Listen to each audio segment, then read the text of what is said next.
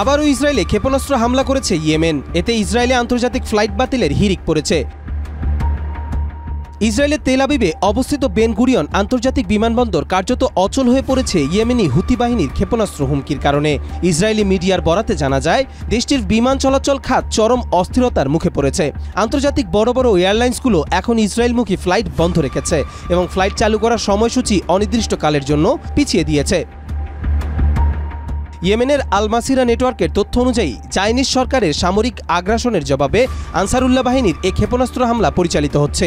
হুতি নেতারা একাধিকবার জানিয়েছেন, গাজায় চলমান হামলার বিরুদ্ধে এক প্রকার প্রতিরোধ কৌশল হিসেবেই তারা এসব আঘাত হানছে। অন্যদিকে গাজা উপত্যকায় ঈদের আগেও পরে ইসরায়েলি বাহিনীর বোমা হামলায় প্রাণ গেছে অন্তত ১১৭ জনের। এদের মধ্যে ঈদের দিন নিহত হন ৪২ জন এবং পরদিন ৭ জন মারা যান আরও ৭৫ জন। হতাহতের বেশিরভাগই নারী ও শিশু।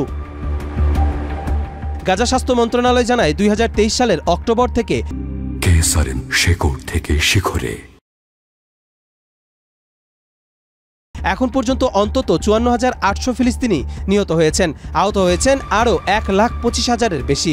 নিখোঁজ হাজারো মানুষের ভাগ্য এখন অজানা। কবির চৌধুরী, জয়, মাই টিভি।